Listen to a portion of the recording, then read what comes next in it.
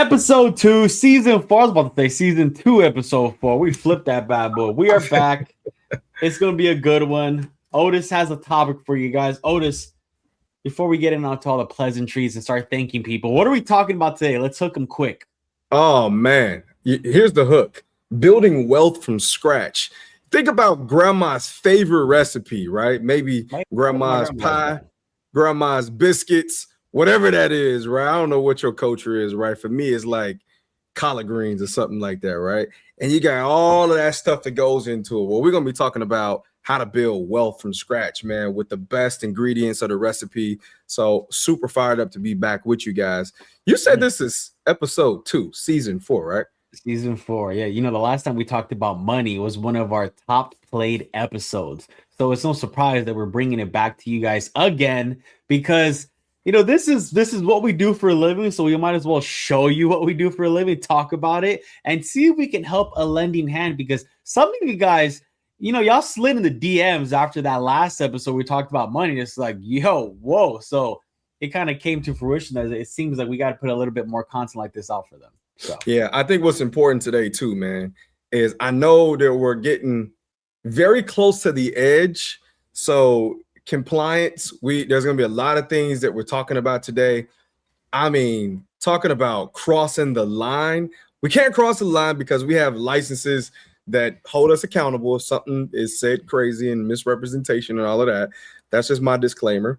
But we also want to let you know that, man, if you are able to use these 6 things when it comes to building wealth from scratch, listen, just shoot us a message and tell us after this if we're lying or not, okay? I'm sweating right now. This jacket may come off because I'm thinking about the type of trouble that we can get into from just explaining some of this stuff to you. So, Jeff.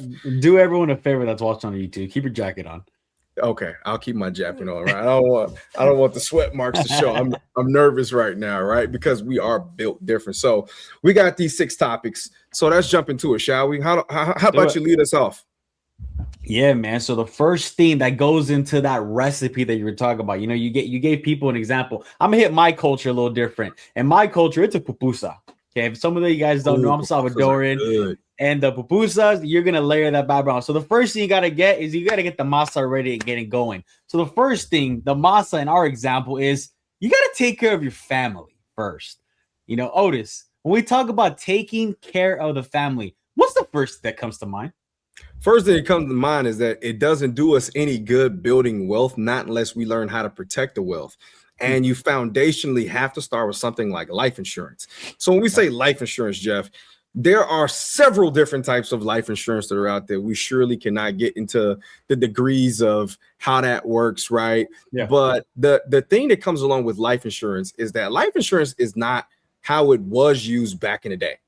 So when we say back in the day, you had died and family will receive money. You know more about back in the day than me. You're closer to that shut your mouth. Shut your mouth. You're a baby. Don't worry. Jeff is a baby. He just look. You should see his little baby mustache you got. But back in the day, life insurance used to have the claim to fame that if you died, then it would pay out, and it would pay out within a certain amount of time.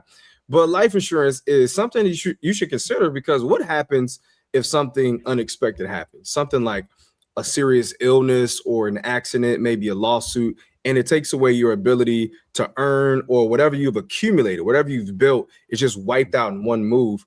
You should have life insurance, because what it's done now is that it's evolved to the point to where you can use it while you're living. Jeff, did you know that you can use? I mean, you knew that, but prior to getting into the industry and finance and all of such, did you know that you could actually use life insurance while you're living? No. It's funny because as you're going through this, I actually want to talk to you about a little bit about doing this in the sense of, I want to ask you some questions that I think the audience will have. So you mentioned something, right? Because I want to go back to Fresh Jeff. Fresh Jeff didn't know anything about this stuff. Okay. And when you brought up life insurance, right? I'm 32. Why the heck would I want life insurance? Yeah, babe, call me names. Why the heck would I want life insurance? I don't plan to die yet, Otis. Why would I need life insurance? Well, consider this. If something were to happen to you, you're the breadwinner in your house, okay? How does your wife, and by the way, not just one kid, Jeff just talked about the last episode on how he's welcoming a second daughter. How would your family continue? The money to pay the bills. They have a big, beautiful house, right? Nice, fancy cars. Those are like the big things. But how do you maintain your lifestyle? How would you? How would you? How would If you? you're asking me, the only thing I could think of is that Liz would have to sell the house. That's the first thing that comes to mind if I don't have life insurance. What if the house can't sell? Then she's screwed. This is what we face a lot with a lot of our clients. So what life insurance does is that it's a form of asset protection. Okay. It's what I would call added padded protection. And you need to have as much as you can. There was a, rest in peace to Nipsey Hussle, but he had this line in his song. He said, $1 million on my flesh. The rest of what he said, right? But I believe that is a starting point. You need to have a whole lot of insurance. Now, there's term insurance, there's permanent insurance. We can't get into the details of that. But if you do need more information, obviously that's what we do. But our recommendation is, number one, foundationally, conceptually, build it from an area where it's buildable, get you some life insurance, right? So I think that's, one of the first things, right, that is often overlooked. There's concepts of people who tell you don't do this and don't do that. Let me tell you something. They have life insurance, okay? Not a lot of people are self-insured. That's just, and when we say self-insured, we're talking, you're like billionaire status, okay? Or gazillionaire, multi high, 7 figures in terms of income. And even they still need protection, right? So that being the first topic, the second one that I want to introduce is now, again, we're talking about building wealth from scratch. So again, conceptually, think about this audience, AMers. You like AMers? I like AMers. You like that's that, clever. Right? That's clever. You like that? So everybody that's listening right now, I want you to think about, we're building this recipe, okay? We can go back now knowing what we know. What would we do different? Number one, we will start with life insurance foundationally. Number two is now we need to tackle debt head on, okay? So debt. We sit down with clients that have small debt, medium-sized debt, enormous size of debt. When it comes to building something, why is removing debt or reducing debt? Why is that so crucial, Jeff? I mean, I think it hinders you 1,000%. I mean, you kind of, we should talk about this because you mentioned small debt, medium debt, large debt. Small debt for someone, maybe 5,000. For some families, that may be a lot, right? True. But we have sat down with people in over 6 figures of debt, whether that's tax debt or credit card debt. It happens. And I think a lot of people don't realize, the situations they get themselves in. But I think the reason why it's so important that and you have to tackle debt head on is you can't really get out from underneath it and start building something when that's anchoring you down. We see a lot of times with family that, hey, let's put together a plan. You can't, because a good portion of the discretionary income is going to those credit card bills, man. And it makes it almost impossible for them. I want to add into this just for this reason. We're talking about reducing debt. We're talking about bad debt, you guys. Yeah. There's good debt that you can leverage. That's a whole nother side of the aisle of debt that most people, when I say most people, I will use a low number, a low percentage. 90% of people are not in the leverageable of like actual debt and real estate and all that stuff. But when we are talking about debt, the debt that we're mentioning is the debt that is either you're in control of or is in control of you. And if you can say that debt is in control of you, then here's some tips on how to reduce that debt. Number one, when we're discussing debt, I think that you should understand methods like the avalanche method when it comes off to paying debt. So if this is a new term, that means paying off high interest debt first while making some minimum payments on the rest, right? That's just, something to look into. You can also look into things like refinancing the credit card, right? Lower your rates. If you got a mortgage, that'll help speed some things up. Anything I'm missing, Jeff, like that comes to mind in debt in other methods? I think you mentioned the most viable options for people. I think you should always go with avalanche first, just kind of see, and then when things kind of get a little out of control, that avalanche is too big for you to control. That's when you really do got to look into refinancing. You kind of consolidating some stuff, putting some stuff together just to free up some money. Because I think for a lot of people that we have sat down with, they don't even know the options. Like they think it's just there. too bad, so sad. I can't do anything about it. No, you have some options, and there's pros and cons to everything. But that's where you got to sit down with someone just to kind of weigh out your options. Yeah, 100%. And the last thing I'll say is stop adding new debt. Okay. Yeah. Debt on debt is like stacking stuff on stuff. Take the first letter. Okay. Stop adding new debt. Okay. So again, building wealth has a lot to do with accumulating it and securing the foundation, but just adding the negative debt is just not the way to get out of it. It's not the way to get ahead, right? You got to get debt free because it lets you move faster towards some real financial freedom, right? So number 3, I'll let you introduce that one. So number 3 is you want to build some savings that actually grow. How many times have you heard someone's like, oh, I put money away to my savings? And automatically in my mind, I get like a little red flag. I was like, okay, here we go. It's just a regular savings account. I already know this because I sit down with families just like myself. I'm use Liz as an example because she can get mad at me. She always gets mad at me anyways. When I first met Liz, I remember we were going through our sock drawer and I find a sock. You're about to get in trouble.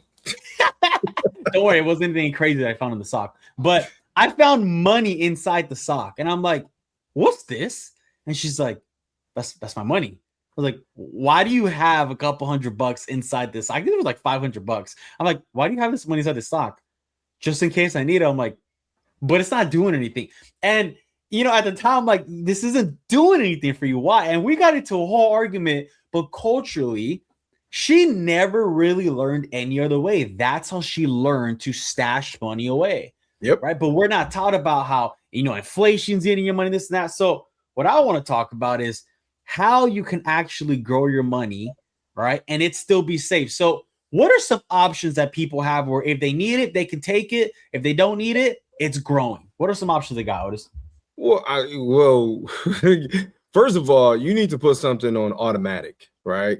So that may come down to a certain dollar amount. Let's say you take home $1,000 a week. Okay, I'm just throwing a round number out there. Let's say you take home $1,000 a week.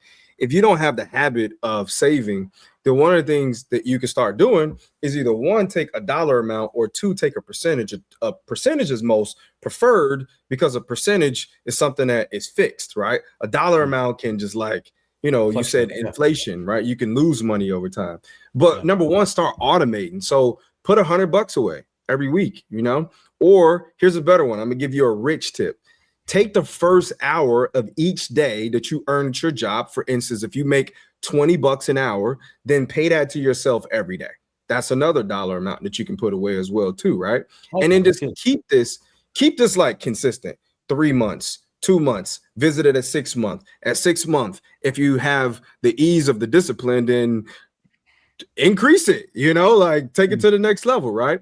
And then once that's set, then now you start to move into extra options to help the money grow much further, which now leads us into point number 4. So taking notes. Now what you want to do is start investing the money. And Jeff, you've been really good at investing. So I'm gonna let you open up, when it comes to investing, because I've watched you grow some money over time, from where you were, and if everybody go back to season 1 and hear about what you wanted to make and now versus what you're making now and what you're investing and saving, right?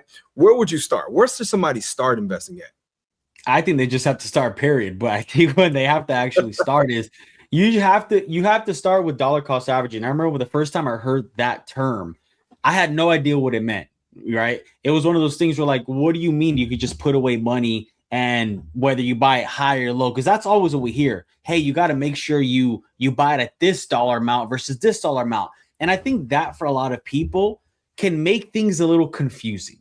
Yep. Right. When in reality, your goal is not really to figure out when to get in. It's just to get in and to keep it consistent over time. And if you keep it consistent over time, regardless of when you're actually investing, it's going to play out over the long haul. Right? The averages will always work in your favor as long as you're steady Eddie. That would be my advice.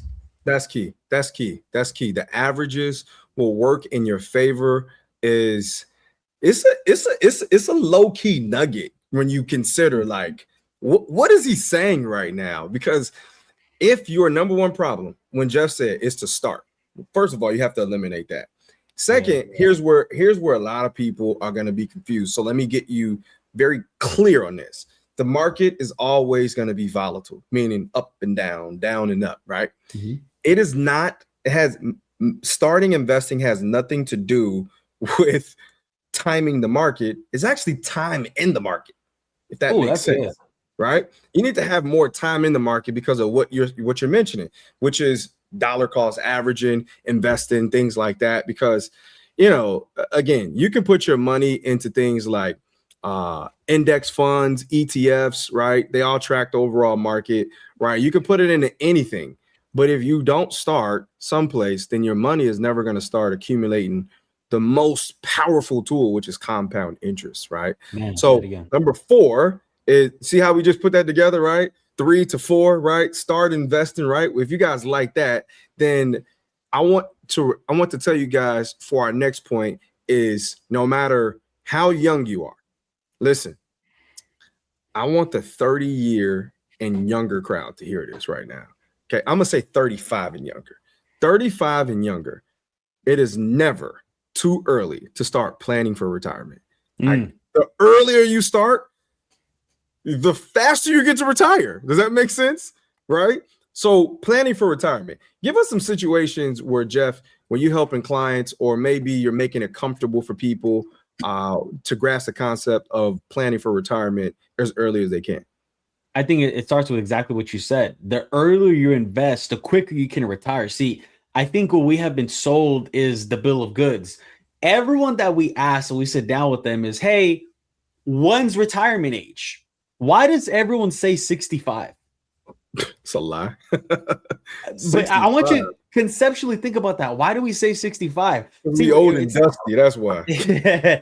Retirement age isn't really supposed to be an age. It's an actual number.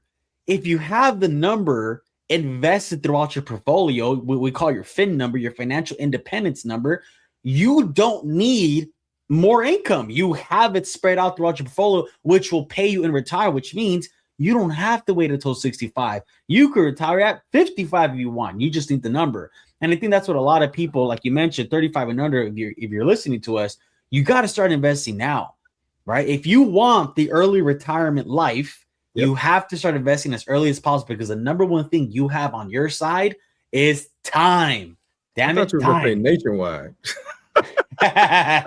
No plugs in here. We ain't getting sponsored. Okay, no plugs. We do not represent them, and we do not reflect the thoughts of them or anything like that. Disclaimer. But you almost gave away. Like, if people were really listening to what you said something about a FIN number. If I were you, I would stop this recording. I would go back about 45, 50 seconds, and I will go learn. I will go Google what it means to have a FIN number, right? A financial independence number, and that will set you free. Some other things too is maxing out, accounts like what you may have readily available at your job, like a 401k or an IRA, right? If they're matching, it's free money. Take the money, right? And then on the outside of that, you should consider options.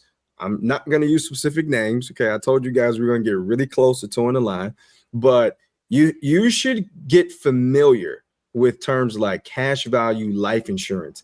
And I'm not talking about that one. I'm talking about another little cool tool that allows you to grow money, that it grows based on the index, and the money's tax free and you can use it, right? So when it comes to retirement, everybody listening right now, just ask yourself, will retirement be relaxing and secure, or are you going to worry about money? Okay, so just plan early and turn that into a strength of yours. I got a client. The guy became a client the day after his 18th birthday. Okay, he's accumulated a whole lot of wealth in a short amount of time, and the guy is maybe 28 right now. Nice. Oh my God, he's got hundreds of thousands of dollars in his account. And I mean, he just started early, right? So it's pretty cool to watch that. So number 6, man, we're getting through this one in great timing right now, man. I hope everybody goes back, take notes and all of that stuff.